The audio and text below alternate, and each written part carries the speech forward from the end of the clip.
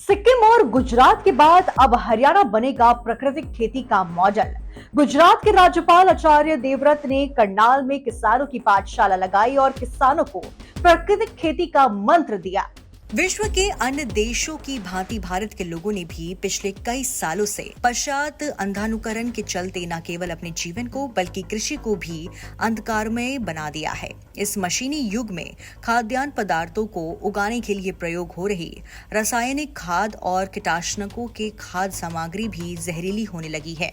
खेती को इसी जहर से मुक्त करने और किसानों को प्रकृति खेती का मंत्र देने के लिए आज करनाल के डॉक्टर मंगल सेन ऑडिटोरियम में किसान ज्ञानशाला का आयोजन किया गया।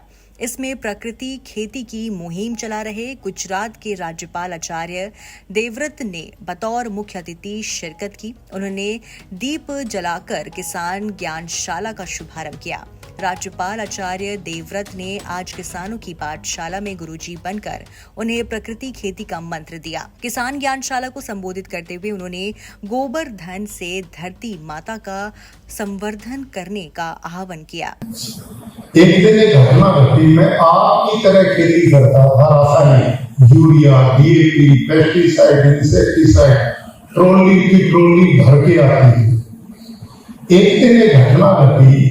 धान के खेत में कीटनाशक का छिड़काव एक हमारा खेती कर्मचारी कर रहा था। छिड़काव करते हुए वो उसके दिमाग में चढ़ गया और वो बेहोश होकर के वहां गिर गया। दूसरा साथी दौड़ा आया, हमें बताया कि वो तो बेहोश हो गया। हम उसे उठा कर डॉक्टर पर लेके गए। 3 दिन में इलाज करके जीवन तो बच गए। हम नहीं जाते तो वो जरूर मरता। उसके बाद मेरी समझ में एक बात है, इसे ध्यान से सुना पड़ा।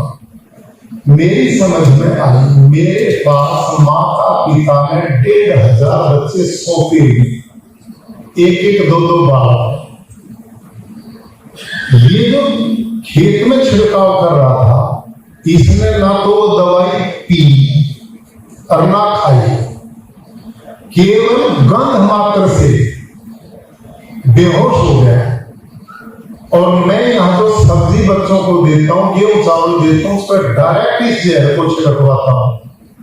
और इन मासूम बच्चों ने जो देश का भविष्य, ये जहर इनके अंदर जा रहा है, तो इसके परिणाम क्या है। और यहाँ पे SBI के द्वारा एक जो प्रोग्राम करवाया गया ऑर्गेनिक खेती से रिलेटेड और ऑर्गेनिक प्रोड्यूस से रिलेटेड, जो एक यहाँ पे मैसेज दिया गया है कि हमें ऑर्गेनिक की तरफ बढ़ना चाहिए, क्योंकि हमें अभी अस्पतालों की जो तादाद कम करनी है और अपनी हेल्थ को ज़्यादा बेटर करना है। तो उसके लिए जो हमारा जो नेक्स्ट स्टेप है, जो अल्फ़ा प्लांटर्स का, घरों तक तो हम पहुँच चुके हैं।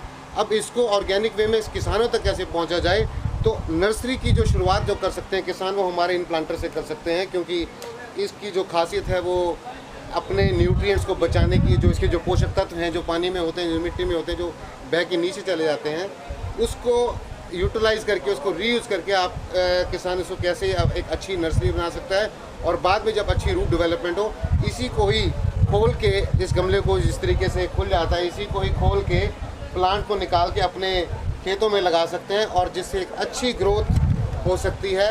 और हम आने वाले टाइम में एक रियली जो एक ऑर्गेनिक का जो मिशन चल रहा है, उसको पाने में हम सक्षम हो सकते हैं। काम हम ऑलरेडी पहले से कर रहे हैं, और इनका भाषण सुन के तो और मोटिवेशन जो है 10 नहीं, 20 नहीं, 1000 नहीं गए, लाख गुना बढ़ गया।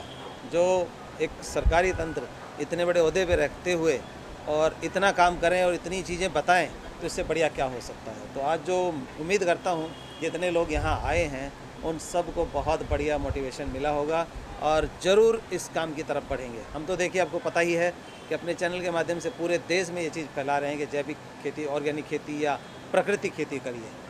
तो बिल्कुल कर रहे हैं और लोगों को मोटिवेट भी कर रहे हैं। लेकिन आज के इस कार्यक्रम से बहुत सारे लोगों तक, लाखों लोगों तक ये संदेश जाएगा और आपके माध्यम से भी जाए, ऐसी उम्मीद करता हूँ। किसानों से क्या अपील करना चाहेंगे? किसानों से ये अपील करना चाहेंगे कि देखिए, बिना किसी खर्चे के जब प्राकृतिक खेती हो सकती है तो क्या ज़रूरत है यूरिया, डीएपी और ये चीज़ें डालने की।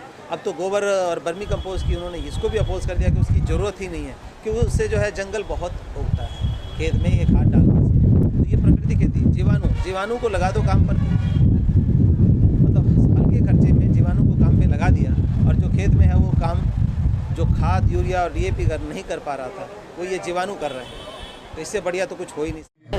जहर वाली जो चीज़ें खिला रहे हैं उससे हम लोग को मुक्ति मिले, बच्चे स्वस्थ खाएंगे तभी आगे का भविष्य बनाएंगे। नहीं तो आजकल छोटे छोटे बच्चों को ही देखिए, तरह कभी कुछ बीमारी, कभी कैंसर है तो कभी शुगर हो रहा है। 9 साल के बच्चे को, 4 साल की लड़की है जिसको शुगर हो रहा है, उसके माँ बाप इतने परेशान हैं, ये नहीं देख रहे कि जड़ से ही ना हो, उसके लिए शुरू से ही ऑर्गेनिक चीज़ें खिलाएं पिलाएं।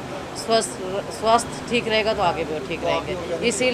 इसीलिए हम ऑर्गेनिक पे आए हैं, ताकि काफ़ी लोगों को हम लोग मोटिवेट कर सकें कि हर चीज़ अपने घर पे सब्जियां भी उगाएं, फ्रूट भी उगाएं, ताकि हमें बाहर की जहरीली चीज़ों से मुक्ति मिल जाए।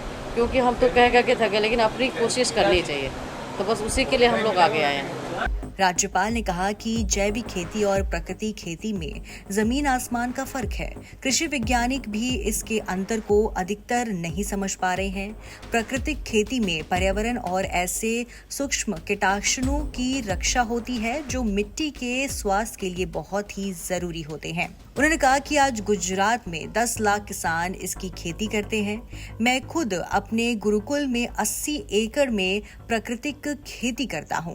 हमारे देश के विजनरी लीडर प्रधानमंत्री नरेंद्र मोदी ने देश में बैक टू बेसिक के मंत्र के साथ जीरो बजटीय प्राकृतिक खेती को गति दी है। राज्यपाल ने विश्वास व्यक्त किया कि प्राकृतिक खेती से संबंध सभी समस्याओं का निवारण होने पर 100% किसान प्राकृतिक खेती को अपनाएंगे। गौ पालन और देसी नस्ल की गायों को अपनाने और गोबर और गौमूत्र से प्राकृतिक खेती के उनके अभियान के भी अनूठे परिणाम सामने आए हैं, क्योंकि केवल देसी गाय पर आधारित इस प्राकृतिक खेती को करने में कोई लागत नहीं आती है। किसान गाय के गोबर और मूत्र से ही खेत के लिए जरूरी पोषक तत्वों की जरूरत को पूरा करता है। उन्होंने कहा कि देसी गाय के 1 ग्राम गोबर में 300 करोड़ जीवाणु होते हैं। वहीं गाय के गोबर और मूत्र में लस्सी और गुड़ आदि मिलाकर किसान खेत में ही प्राकृतिक कीटनाशक भी तैयार कर सकता है।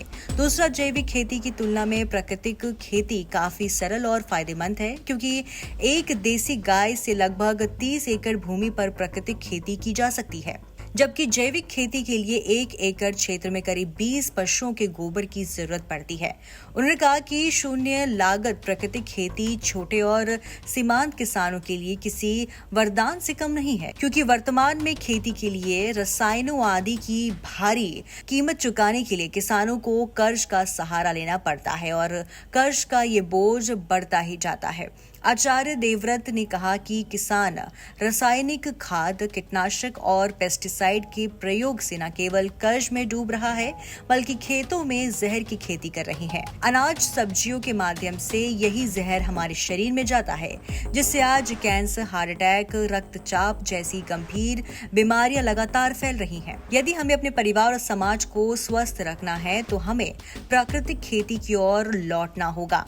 गाय से प्राप्त सप्ताह भर के गोबर और गौमूत्र से निर्मित घोल का खेत में छिड़काव खाद का काम करता है और भूमि की उर्वरकता का ह्रास भी नहीं होता है। इसके इस्तेमाल से एक और जहां गुणवत्तापूर्ण उपज होती है, वहीं दूसरी ओर उत्पादन लागत लगभग शून्य रहती है। ज्ञानशाला में राज्यपाल आचार्य देवव्रत ने किसानों को प्राकृतिक खेती का संकल्प दिलाया। वर्तमान खेती की तुलना में प्राकृतिक खेती न केवल अधिक गुणवत्तापूर्ण है, बल्कि इसमें लागत भी शून्य रहती है। फसलों को बीमारियों से बचने के लिए हमें प्राकृतिक खेती की ओर जाना ही होगा।